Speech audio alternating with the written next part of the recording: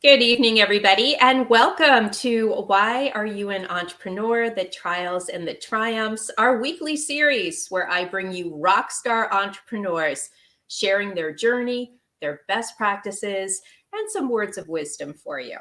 I'm Maureen Edwards. I'm the founder of 8 Simple Steps, and my goal here is to help you take the hard out of starting, building, and scaling your company because I think that all of us are a little bit crazy when we decide to be entrepreneurs. And we kind of understand the journey is very, very hard. So here's an opportunity to tune in to some of the best out there who are making it happen, but they're very honest about the reality of it. Tonight's no exception. I have Andrea Reid, the CEO and founder of Proofreading. And let me tell you, she spelled it really different. We'll get into that in a second. And she's a best-selling author. Andrea, welcome. Thank you. Thank you so much for having me. I'm so excited to be here with you tonight to talk about this entrepreneurial path. It is Yeah. not for the faint of heart, and No, you have to keep moving no matter what comes your way.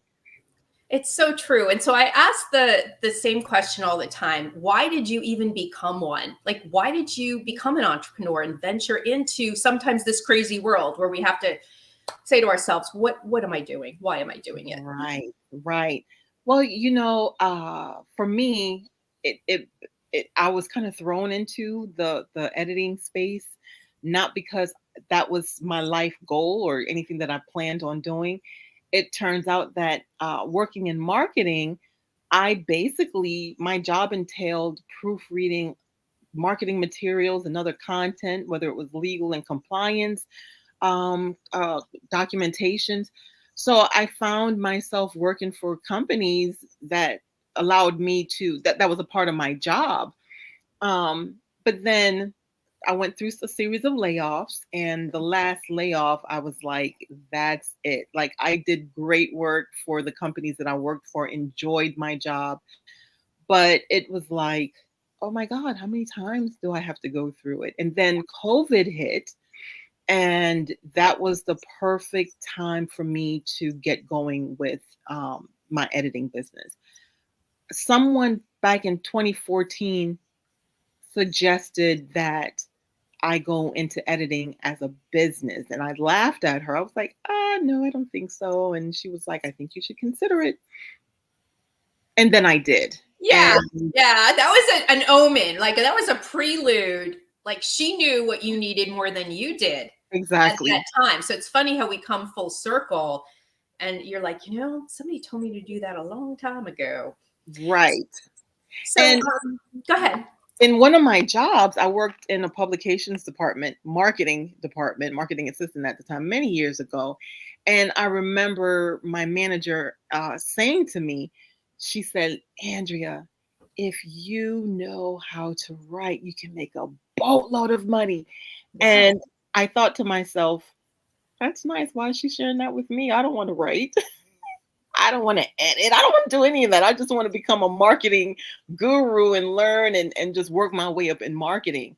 Had no idea that this would end up being what I'm doing now. It's Yeah. amazing.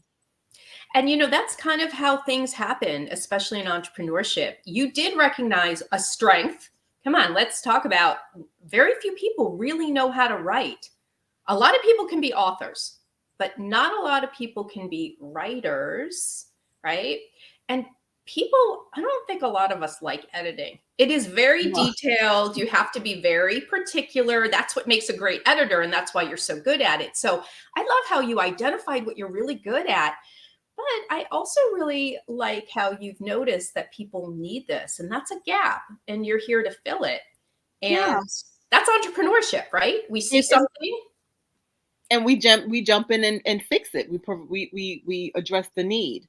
For Absolutely. me, I worked at PayPal. My last full-time job was at PayPal, and it blew my mind. Like, I'm in one department, but then I would see documents that were poorly written, and it drove me bananas. Yeah. I would bring it to my manager's attention. He's like, Andrew, you're overdoing it. You're not supposed to do that. That's not a part of your job description. But I'm like, I can't help it. Can you please get it over to that department because it's wrong? It was just poorly written. And you're right. It's not, there are a lot of folks who write, but they don't really know how to write well. Well, and I think it's a reflection on the company. It doesn't make them look very good or very professional. And when people get something like that, it hurts your brand. You It know, does. there's a trust factor. Like if you're not really having your game at the top of its capacity here for something like this, if I work with you, is it going to be kind of subpar? Right. So people have to have people like you to help keep them looking professional, especially if it's just not their forte. Like, right? Exactly. Everybody needs a proofreader. Everybody needs a proofreader. Point blank. It's if you don't use us to review your documents to make sure everything is up to par, well written, all the I's are crossed or dotted. Am I saying that right? Can I get my thoughts together? All I the T's are dotted. crossed and the I's are dotted. So you definitely need someone on your team to be able to find those mistakes before you release it to your audience.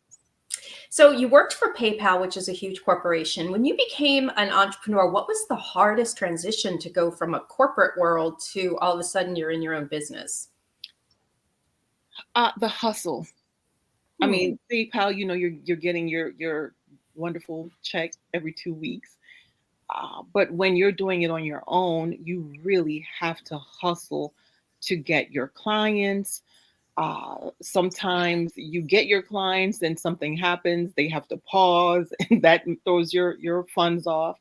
So it's the fact that in the beginning stages, everything isn't consistent like a regular job would be. So you have to constantly, stay on your grind and make sure you have enough clients or you have consistent clients that will help you to stay afloat. So is there any type of like marketing that you do in order to bring in a steady flow of clients and keep the business going that you could recommend to people out there? So for me, the best marketing tool uh, is referrals. Actually, that's where most of my business come from. Um, I use a lot of social media as well, so I get opportunities based on folks seeing my Instagram accounts or my Facebook accounts, and even LinkedIn. So I Mhm. use those tools as well to help, promote myself, my book, and the business. And I love your company name. And share with everybody why I love it so much because I'm totally into branding and names and this is creative and I say to people you got to come up with something that really is cool. So tell everybody the name and what's behind it. So the reason, and I always say this. So I had a different name back in the day. I started with a company called what is it, PPE, Precise Proofing and Editing. That's what I named it initially, and then I had to scrap that. And I was talking it over with a dear friend of mine, and she was like, "Proof reading with your last name," and I was just like, "Oh Yep. my God, that's that's just genius!" Like, It oh is. my goodness, like instead of the way you would normally spell proofreading, you're going to now insert the last name REID, Yep. Proofreading Inc. So that's what I do. I put myself into my proofreading and my editing. And you know what I really love about this is you can demonstrate an error that's being made, right? On purpose, but it makes people stop and go, "Did she spell that wrong?" And she's a Yeah. proofreader, so it's perfect. So when people are thinking about branding out there, you've got to put some thought into it. But sometimes it's just an aha moment, right? Right. It's like, "Oh my gosh, Yeah. perfect." Yeah. So tell me what your greatest success has been so far in your company that you just go, "You know what? This was really cool." The greatest success with my company, I would say, the book, so many. Well, okay. With my company, aside from the fact that it's been getting a lot of recognition, brand Mm. recognition over the past year, in that I've been given the opportunity to promote it via uh, television, radio, print. So that's what I'm excited about, is the fact that exposure is taking place. And even now, people are still reaching out to me to say, hey, we'd like to spotlight your business, your company, even your book. So it's the exposure that's exciting right now, the brand exposure. And that's marketing. And Yeah. that totally is marketing. So for people out there who would like to get this type of brand exposure, can you share how they can go about, elevating their authority besides being on programs like this, of course, right? Right, right. Well, well, basically, you really have to be consistent.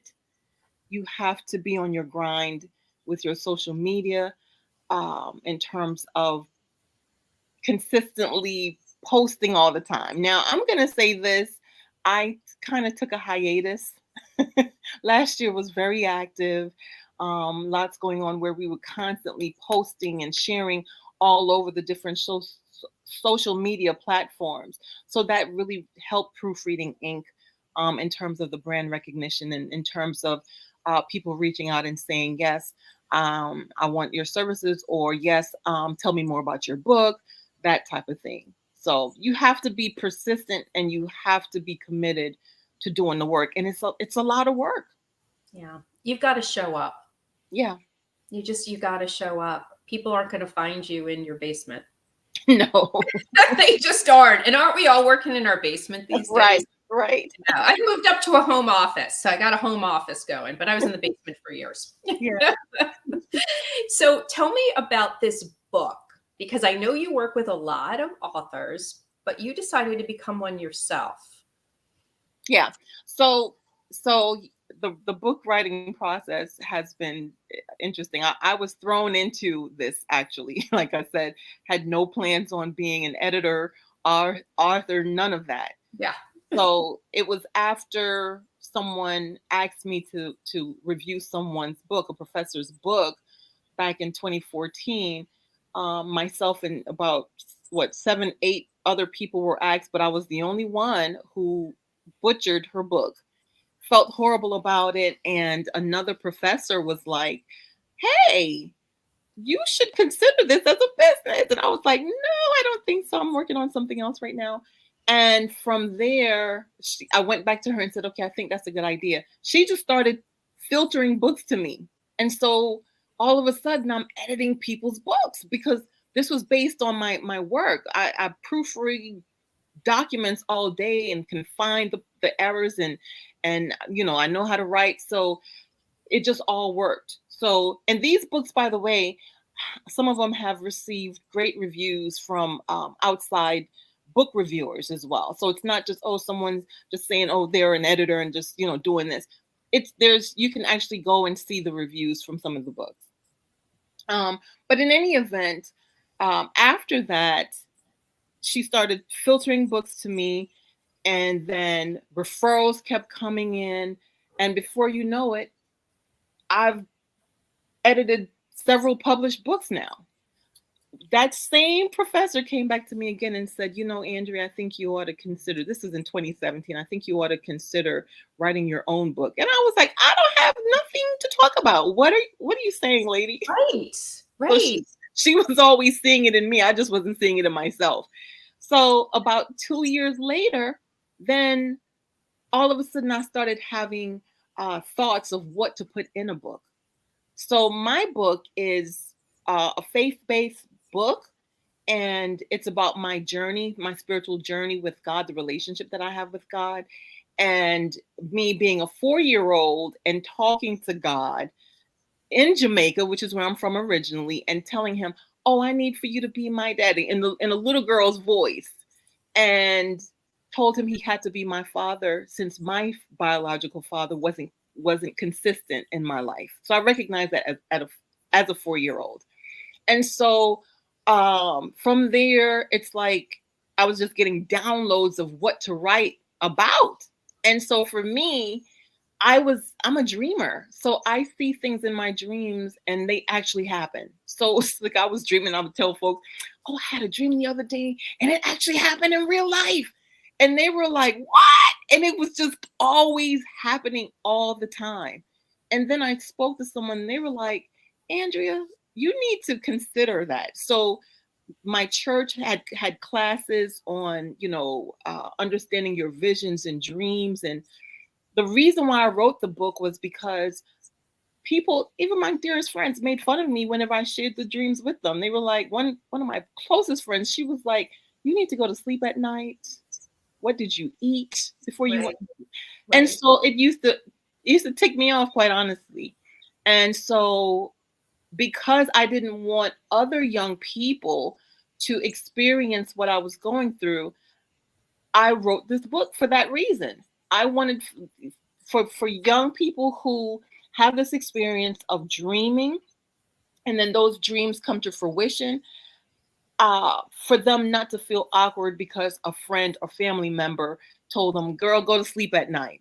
There's significance in that. You ought to pay attention, because I look at it like that's God telling you or giving you a heads up about something.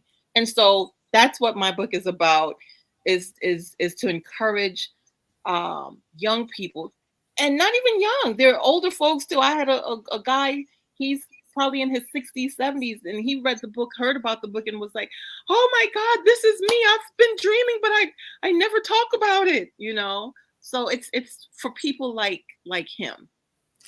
I love the fact that you originally thought you had nothing to share, and then you dug deep, and you do. And one of the things that I always say to small business owners, including myself, I'm working on it, I got to listen to my own advice, is that we should all be writing a book. And again, everybody's gonna be like, I have nothing to talk about. Yep. But actually, everybody has a story. Everyone has a story. Everybody has a story, and that story, it will resonate with even just one or two people.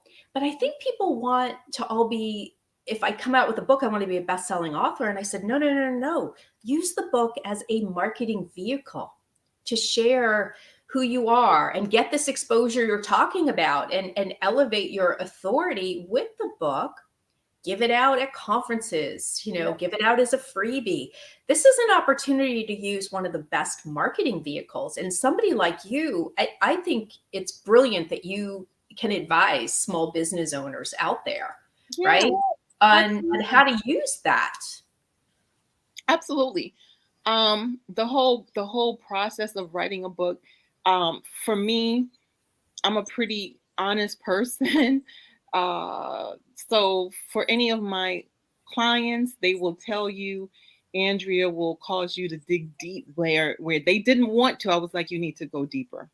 You need if you're going to bring a certain topic up and just glaze over it, that's not going to, you need to go deeper and give some depth and let folks know what's going on with the statement that you've made. So, is there a certain size or how many pages that somebody should be aware of that is kind of the soft spot? Because when I look at what I'm writing, I'm not writing a novel. Like I feel like maybe it's the substance versus it's the quality versus the quantity of pages. But is there something that works better? Like how many pages in a book? I think it's the substance. So, what you're writing about, your audience, who you're writing that to, whatever information that you have that's going to benefit that person or that group, then it doesn't really matter the page. It's going to build. It's going to amount to whatever amount of pages. I feel like if you can hit over 100 pages, then that's good. Okay. For first-time authors, a lot of my first-time authors, they have probably about 120 pages to their books. But I say, like someone said to me, they were like, you could have told more of your dreams. Like we were waiting for more. But I was like, is that too much? That's another thing that comes with writing a book. You have to think about, how will others receive what you're sharing? Will Will they feel awkward? For me, because I was sharing my life story, for me, I was like, oh my God, am I telling too much? And how will people perceive me after they read my book? Right? Yeah. And I think people have to be prepared for that, because there can be a lot of rejection. And if they're not on the New York bestseller list or whatever, and it's not selling all these copies, they're like, nobody likes this. They're all calling my baby ugly here. Right.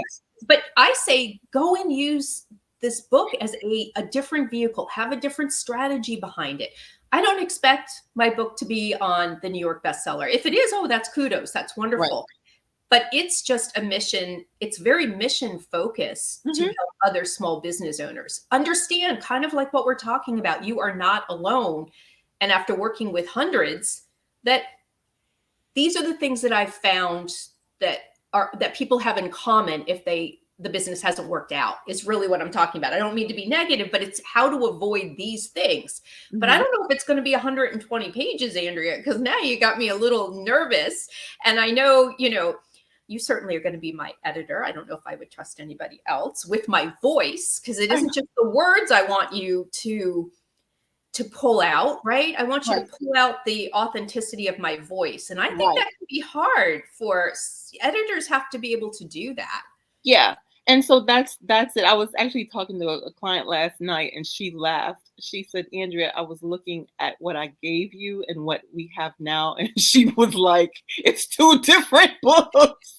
It's night and day. But you captured it, right? You did capture the essence, right? Yes, definitely captured the essence. So it just entails going deeper. You have to ask the right questions to pull things out of your clients. And so even though you're at I don't know what the page count is, we can get it where we need to get it. That's right. With all of my clients, that's been the case. They'll come with a certain number, and I'm like, no, we're gonna have to spruce this up a little bit, and we're gonna zhuzh it out, but we're not gonna have this. All right, you're gonna set me straight, girl. I can tell. Yeah. But I treat all my clients the same. I'm planning on doing an authors roundtable of all my clients, so we can have this conversation. They can share and tell you, yes, Andrea is going to cause you to go deeper. And here's the other part. In going deeper, you need to consider that you may be digging up feelings that were never addressed from your younger years. And so for some folks, it may trigger something from their childhood. So you really have to give a lot of thought to what you're trying to put in your book and the story that you're telling. Because even you might be, I was emotional with my own book. I don't know, it might be. Yeah. Yeah, I think you're right. So think on those things. Yeah. Well, I'm doing pretty well. I try and make the commitment to do like a chapter a week. And that's what I say to people out there. Don't make it so daunting. Maybe do a couple pages each week. If that's the case, it may take me 10 years, but not going to happen. So I guess my question for you is, you've been in your own business now, what, a couple years since COVID, maybe? We're going on 3 years, right? Yep. What would you say to people out there who are just starting? We have people who are kind of in that process where they've left that full-time job, or they've been displaced, and they're like, okay, I'm going to throw my shingle out now, or I'm going to create a product. Right. What would you say to the first timers out there? You have to be very focused on that vision that you see for yourself. And I would suggest surrounding yourself with other entrepreneurs for the encouragement. If you do not, because everybody isn't going to support your vision, whether it's family, friends, or whoever. Sometimes you also have to move in silence. Like, you can't tell everyone what you're doing because folks won't be supportive of it. And so in times like that, moments like that, you have to dig deep and encourage yourself, because this is something that you want for yourself. So you have to push yourself and know that if this is something that you truly want, to stay focused and keep moving no matter what the challenges are. You have to keep going, because one day you may just hit that jackpot, Yeah. and it would all be worth it in the end. So don't give up on it. That's really good advice. And I experienced the same thing in my first company. They don't know what they don't know. If they're not an entrepreneur, they don't understand what you're going through. They can listen, but they can't really relate. And a lot of times I think they just tune out anyway. I don't know about you, but your community doesn't. They hold you accountable, they listen, you share ideas. And so that's great advice for small business owners out there. Get a community of people of support and don't be isolated. So It gets lonely. It gets lonely. It is. It is all by yourself in your basement. Can you in imagine? your basement. In your basement, all alone, trying to do this thing, and it's like, oh, I gotta keep pushing. I might not have the support that I need, but I'm gonna keep on pushing through. Just keep going. And sometimes it's hard, Andrea. How do you keep yourself up? Because every time I talk to you, you're always just positive and listen, I have my moments. I had a moment about 3 weeks ago, and I was like so sad, because you want your business to get to a certain level and you work hard, and then you're like, I'm not seeing the rewards of my hard work yet. Don't they say that there's a saying, to not despise small beginnings? Like, I'm thankful for the clients that I do have. But then in your head, you're like, oh my God, I've been doing this and doing that, and I just knew I was going to have this huge client. Or you do get that one client, and then something happens and they're no longer your client, and you're just like, oh. So you feel defeated sometimes. Yeah. And so I felt that way about 3 weeks ago. And I basically decided that I was going to demonstrate self-care to Andrea, because I was taking on what I had to do for my business, and then I was dealing with other people's dramas and issues, and it was causing me to feel depressed.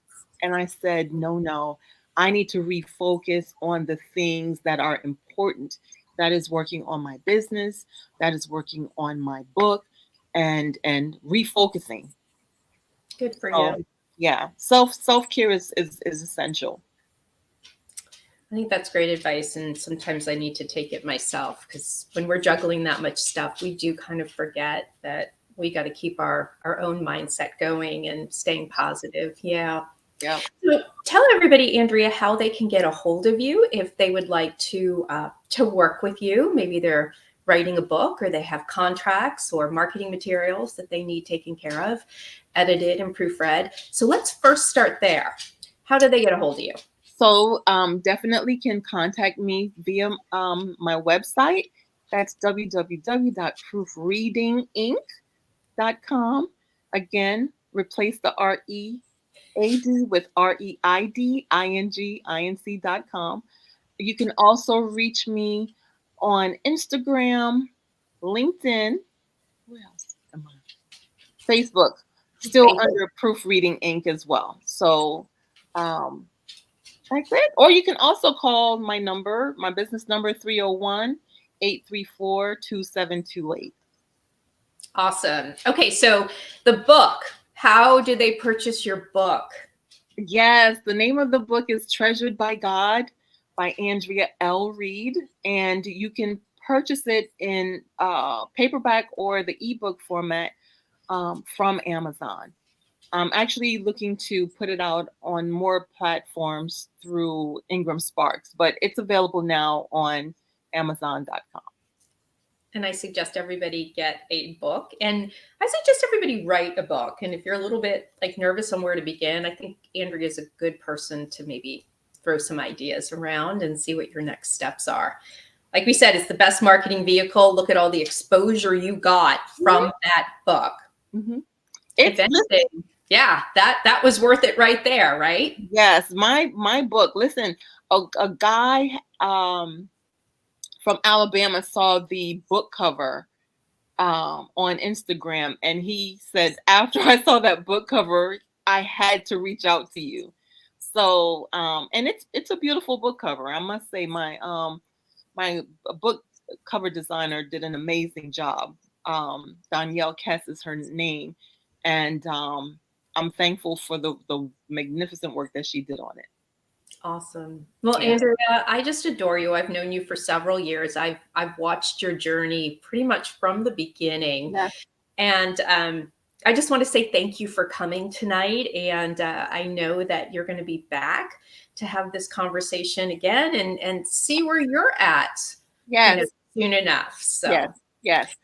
well, And I'm happy to help anyone with their proofreading of different documents.